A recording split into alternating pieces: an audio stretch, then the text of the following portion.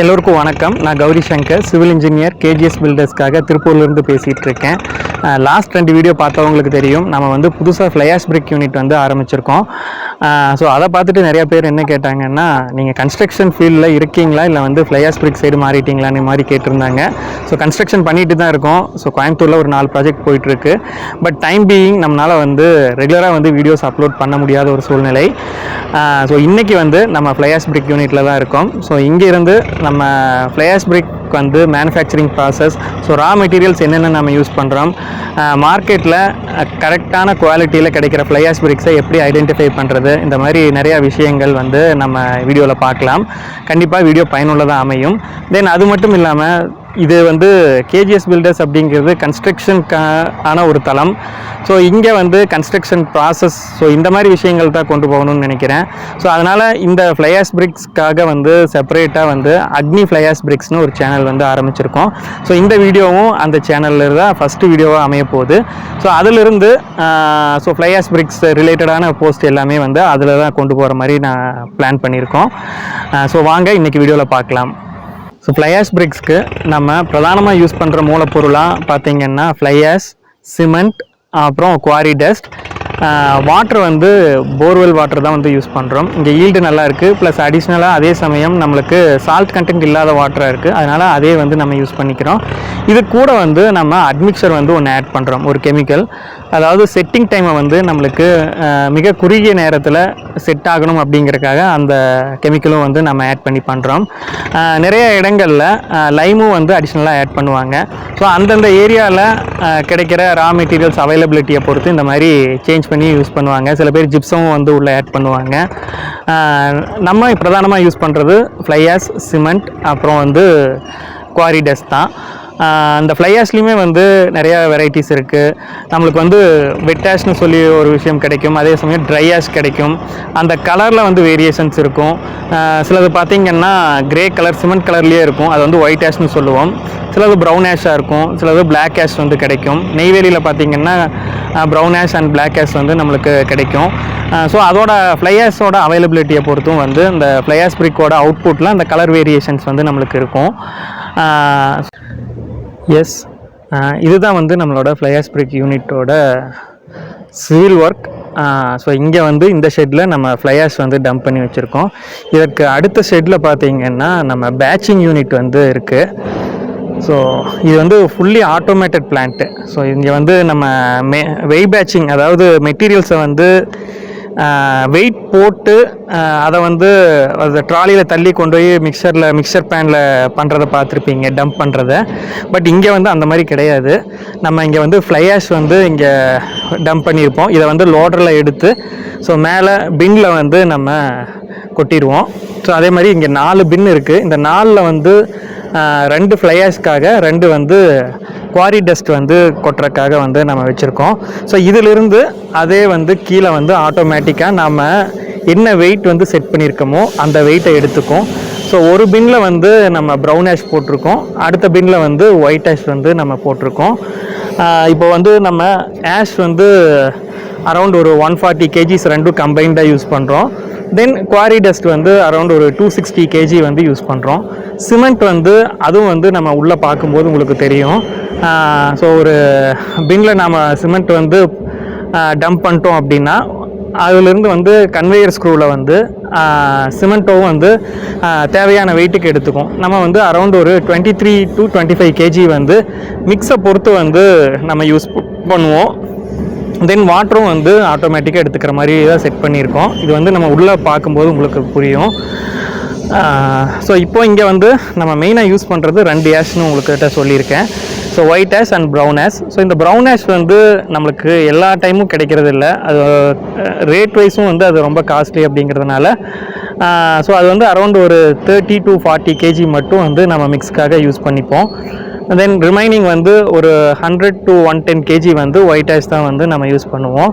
But அது கிடைக்கல அப்படிங்கிற பட்சத்தில் நம்ம ஒயிட் ஆஷே வந்து மேஜராக வந்து நம்ம யூஸ் பண்ணிப்போம். ஸோ இங்கே நம்ம குவாரி டஸ்ட்டை கொட்டியிருக்கோம். ஸோ இங்கே கன்வேயரில் வந்து ரன் ஆகிட்டுருக்கு.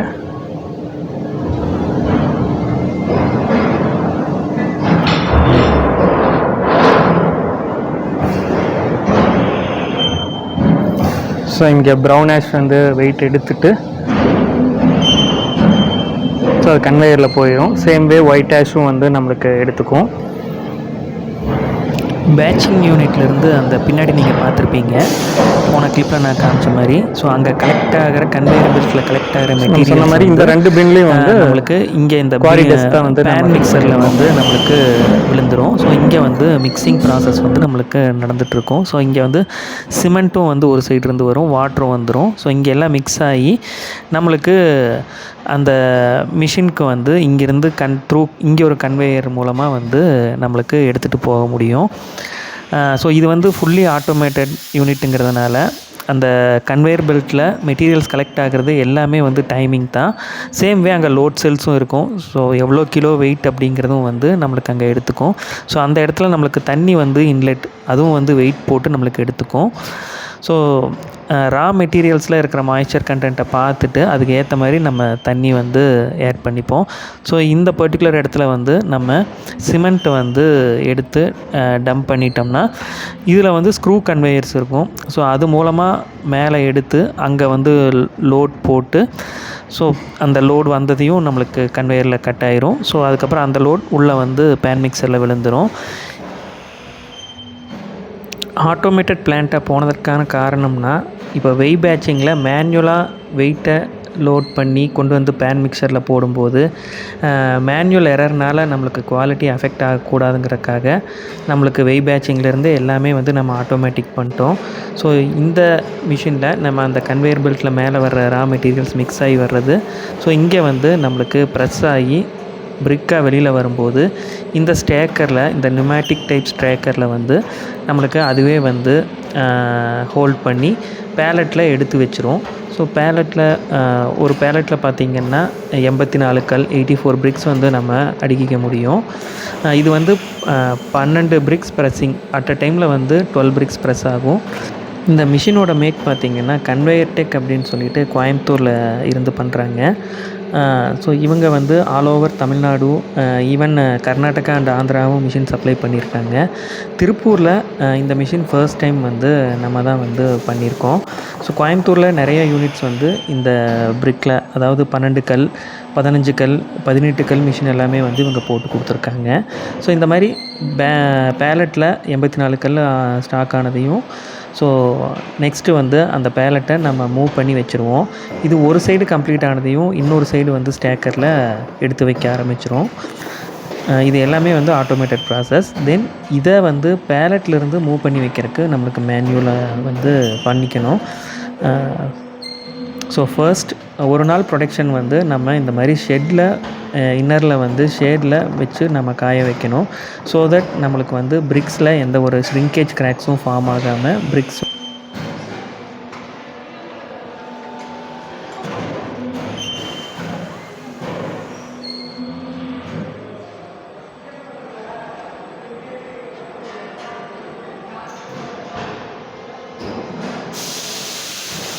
கல் ப்ரொடக்ஷன் ஆகிற ஃபர்ஸ்ட் டே வந்து ஷெட்டில் உள்ளே வச்சுருப்போம். அதற்கு அடுத்த நாள் வந்து க்யூரிங்க்காக வெளியில் கொண்டு வந்து 10 days க்யூரிங் வந்து இந்த மாதிரி அட்டி போட்டு நம்ம வந்து க்யூரிங் பண்ணுவோம். ஸோ அந்த அட்டிலேயே வந்து கரஸ்பாண்டிங் டேட்டும் வந்து நம்ம மென்ஷன் பண்ணியிருப்போம். ஸோ தட் நம்மளுக்கு எத்தனை நாள் அது க்யூரிங் ஆகுது அப்படிங்கிறது வந்து கணக்கு தெரியும். ஸோ மினிமம் 10 days க்யூரிங் முடித்ததுக்கப்புறம் தான் வந்து நம்ம 10 days க்யூரிங் முடித்ததுக்கு பிறகு பார்த்திங்கன்னா ஒரு 3 days வந்து அந்த கல்லை வந்து ட்ரை ஆகிறதுக்காக விட்டுருவோம். ஸோ அதுக்கப்புறம் தான் வந்து டெலிவரிக்காகவே வந்து நம்ம கொடுப்போம்.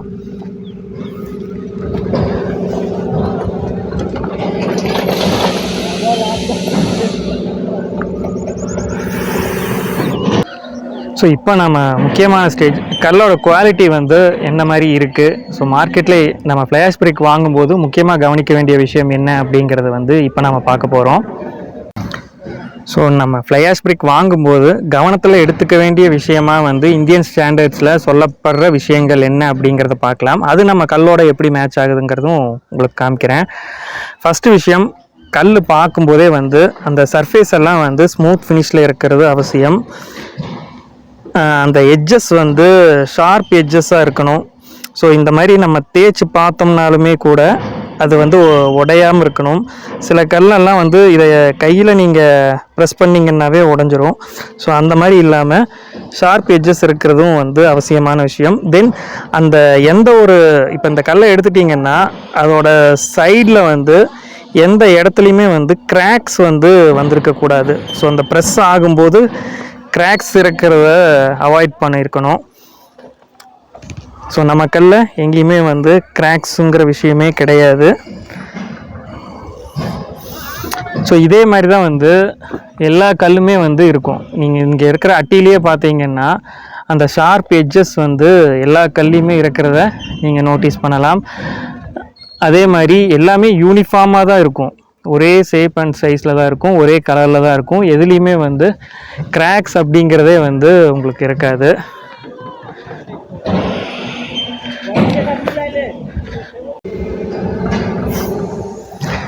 ஸோ நான் கல் சாம்பிள் கொடுக்க போன இடத்துல அவங்க யூஸ் பண்ணிகிட்டு இருக்கிற கல்லை வந்து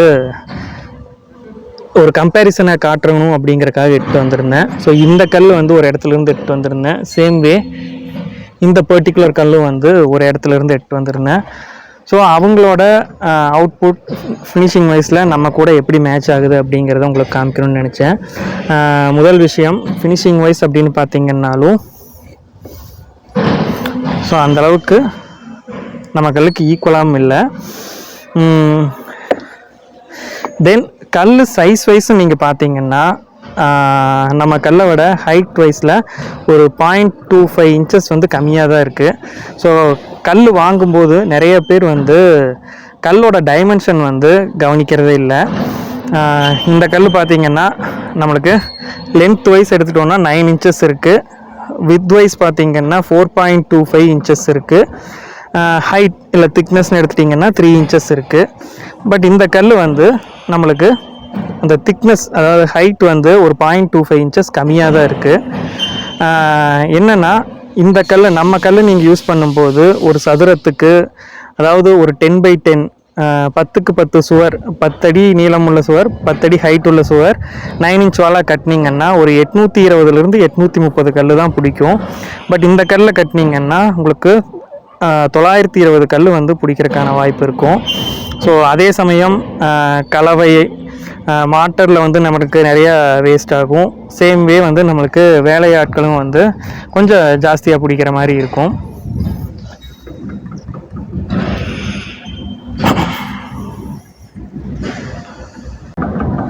ஸோ ஃபிசிக்கல் இன்ஸ்பெக்ஷன் எப்படி பண்ணணும்னு பார்த்துருப்பீங்க. அதுக்கப்புறம் கல்லை வந்து இந்த மாதிரி கிளாப் பண்ணி பார்க்கணும். ஸோ அந்த மாதிரி பண்ணும்போது கல்லில் வந்து நம்மளுக்கு கிராக் வரக்கூடாது. ஸோ இந்த இடத்துல பார்த்தீங்கன்னா கல்லில் வந்து எதுவும் கிராக் வராமல் இருக்கணும். இந்த இடத்துல முதல்ல இருந்திருக்க மாட்டேருக்கு. வேறு கல் எடுத்துக்கலாம் சார், அது வேணால் ஆஃப் பண்ணி. விஷயம் கல்லை வந்து நீங்கள் இந்த மாதிரி ஷோல்டர் ஹைட்டில் வச்சுட்டு ட்ராப் பண்ணிங்கன்னா நம்மளுக்கு கல் உடையாமல் எந்த ஒரு கிராக்கும் விடாமல் வந்து நம்மளுக்கு இருக்கணும். ஸோ அந்த மாதிரி இருந்ததுன்னா சில சமயம் வந்து க்யூரிங் ஒரு 4 to 5 டேஸில் க்யூரிங் பண்ணவே எடுத்துகிட்டு வந்துடுவாங்க. ஸோ அந்த மாதிரி கற்கள் வந்து நம்மளுக்கு இந்த மாதிரி கிளாப் டெஸ்ட் பண்ணாவோ இல்லை வந்து ட்ராப் பண்ணி பார்த்தோம் அப்படின்னாலுமே வந்து உடையறக்கான வாய்ப்பாக இருக்கும். அப்படி இல்லாமல் கொஞ்சம் க்யூரிங் டைம் முடிஞ்சு பிறகு கொண்டு வர கல் வந்து நம்மளுக்கு நல்ல செட்டான கல்லாக இருக்கும். ஸோ நம்மளுக்கு அது வந்து நம்ம ஹேண்டில் பண்ணும்போதும் வந்து எந்த ஒரு உடஞ்சி அந்த கல் வேஸ்ட்டாக நம்மளுக்கு போகாமல் நல்ல குவாலிட்டியான கல்லாக நம்மளுக்கு இருக்கும். ஸோ இன்னொரு முக்கியமான விஷயம் ஃப்ளையாஷ் பிரிக்கோட வெயிட். ஸோ அந்த வெயிட் வந்து ஆஸ் பர் இந்தியன் ஸ்டாண்டர்ட் பார்த்தீங்கன்னா 3 கிலோவுக்கு மிகாமல் இருப்பது முக்கியம். ஸோ ஒரு +or-50 to 100 கிராம்ஸ் இருக்கிறது தப்பு கிடையாது. இப்போ நம்ம பிரிக் எடுத்துட்டிங்க அப்படின்னா நம்மளுக்கு அதோட ட்ரை வெயிட்டை நம்ம செக் பண்ணி பார்க்கணும். ட்ரை வெயிட்டை செக் பண்ணும்போது வந்து அந்த க்யூரிங் முடிஞ்சு ஒரு 5 to 10 டேஸ் கழித்து ட்ரையாக அந்த கல் இருக்கும்போது நம்ம எடுத்து வெயிட் பார்த்தோம் அப்படின்னா அதோட weight standard as per standard வந்து நம்மளுக்கு 3 kgக்குள்ளே தான் இருக்கணும். ஸோ நம்மளது அரௌண்ட் அதுக்குள்ளே தான் இருக்குது. 3.025 வந்து நம்மளுக்கு வந்தது. அதுவும் வந்து முக்கியமான விஷயம். சில கல்லெல்லாம் நான் பார்த்தேன், எடுத்து செக் பண்ணி பார்க்கும்போது சைஸில் நம்ம விட கம்மியாக இருக்குது. பட் வெயிட் வைஸ் பார்த்தீங்கன்னாலும் 3.5 kg 3.6 kg வரைக்குமெல்லாம் இருக்குது. ஸோ பட் அந்த மாதிரி இருக்கக்கூடாது. அது இருக்கிறதுக்கான காரணம் பார்த்தீங்கன்னா அதில் வந்து அந்த சிப்ஸ் கான்க்ரீட்டில் யூஸ் பண்ணுற அந்த பேபி ஜல்லி வந்து அதில் யூஸ் பண்ணியிருக்காங்க. இன்னொரு முக்கியமான கேள்வி அப்படின்னு பார்த்துட்டிங்கன்னா, இந்த ஃப்ளையாஷ் பிரிக்கை எங்கெங்கே எப்படி யூஸ் பண்ணலாம் அப்படிங்கிற ஒரு டவுட் வந்து எல்லாருக்கும் இருக்குது. ஈவன் இன்றைக்குமே வந்து இன்றைக்கி வைட்லி நம்ம யூஸ் பண்ணாலுமே கூட நிறைய பேர் எங்கிட்ட ரிப்பீட்டடாக வாட்ஸ்அப்லேயே ஆகட்டும் இல்லை ஃபோன் பண்ணி கேட்குறதாகட்டும் நம்மக்கிட்ட இந்த ஃப்ளையாஷ் பிரிக்கை பேஸ்மெண்ட்க்கு யூஸ் பண்ணலாமா, செப்டிக் டேங்க் கட்டுறக்கு, வாட்டர் டேங்க் கட்டுறக்கு, இல்லை லோட் பேரிங் ஸ்ட்ரக்சரை நாம் பண்ணோம் அப்படின்னா யூஸ் பண்ணலாமா, இதோட தாங்கும் திறன் வந்து எப்படி இருக்கும், செங்கலுக்கு ஈக்குவலாக இருக்குமா அப்படிங்கிற மாதிரி எல்லாம் வந்து நம்மக்கிட்ட ரிப்பீட்டடாக கேட்டிருப்பாங்க. நானும் நிறைய பேர்த்துக்கிட்ட சொல்லியிருக்கேன். நம்ம ஃப்ளையாஷ் பிரிக்கை பற்றி போட்ட வீடியோ, இந்த பிளான் ஸ்டார்ட் பண்ணுறதுக்கு முன்னாடியே போட்ட வீடியோலையுமே நம்ம சொல்லியிருப்போம். ஸோ ஃப்ளையாஷ் பிரிக்கோட ஸ்ட்ரென்த் பார்த்திங்கன்னா நம்மளுக்கு ஆர்டினரி செங்கல்லோ இல்லை ஒயர் கட் பிரிக்கோ ஸோ அதை விட வந்து நம்மளுக்கு அதோட கம்ப்ரெஷன் ஸ்ட்ரென்த் வந்து ஜாஸ்தியாக தான் இருக்கும். ஸோ நான் வந்து இன்னும் எடுத்து செக் பண்ண கிடையாது.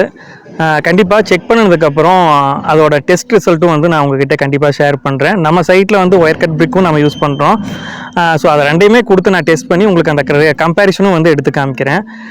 தென் அது மட்டும் இல்லாமல் நம்மளுக்கு வந்து வாட்டர் அப்சார்ப்ஷனை பொறுத்த வரைக்கும் இது வந்து ரொம்ப ரொம்ப கம்மி. நம்ம செங்கல்ல கம்பேரிட்டிவ்லி வந்து வாட்டர் அப்சார்ப்ஷன் ரொம்ப கம்மி அப்படிங்கிற காரணத்தால் நம்ம பேஸ்மெண்ட்டுக்கோ இல்லை வந்து வாட்டர் டேங்க் கன்ஸ்ட்ரக்ஷனுக்கோ வந்து எல்லா இடத்துலையுமே தாராளமாக வந்து இந்த கல்லை யூஸ் பண்ணலாம். சில பேர் வந்து இதை லோட் பியரிங்க்கு சூட்டபுளாக இருக்குமா, இதை வந்து இந்த ஏஏசி பிளாக் மாதிரி லைட் வெயிட் கல் மாதிரி நினச்சிக்கிறாங்க. Even solid block, hollow block மேலே இருக்கிற நம்பிக்கை கூட சில பேர்த்துக்கு ஃப்ளையாஷ் பிரிக் மேலே இருக்கிறது இல்லை. அதற்கு காரணம் மார்க்கெட்டில் கிடைக்கிற அந்த குவாலிட்டி இல்லாமல் கல்லுனாலையும் வந்து மக்களுக்கு இது மேலே இன்னும் அதிருப்தி இருக்குது. ஸோ நம்ம இப்போ காமிச்ச மாதிரி குவாலிட்டி ஆஸ்பெக்ட்ஸோடு நீங்கள் செலக்ட் பண்ணி கல்லை வாங்கினீங்க அப்படின்னா அந்த கல் வந்து உங்களுக்கு நல்ல ஒரு செங்கலுக்கு நல்ல ஒரு ரீப்ளேஸ்மெண்ட்டாக அந்த கல் உங்களுக்கு இருக்கும். ஸோ நீங்கள் எல்லா இடத்துலையும் தாராளமாக வந்து இந்த கல்லை வந்து யூஸ் பண்ணலாம். ஸோ பேசின விஷயங்கள் உங்களுக்கு ஃப்ளையாஷ் பிரிக் வாங்கும்போது மிக பயனுள்ளதாக அமையும் அப்படின்னு வந்து நான் நம்புகிறேன். ஸோ நம்மளோட அக்னி ஃப்ளையாஷ் பிரிக்ஸ் அப்படிங்கிற சேனலையும் வந்து சப்ஸ்கிரைப் பண்ணிக்கோங்க. ஸோ ஃப்ளையாஷ் பிரிக்ஸ் விஷயமாக வந்து எனக்கு தோன்ற சில விஷயங்களை வந்து கண்டிப்பாக அந்த இடத்துல அந்த பிளாட்ஃபார்மில் நான் ஷேர் பண்ணிக்கணும்னு நினைக்கிறேன். தேங்க்ஸ் ஃபார் வாட்சிங். தேங்க்யூ.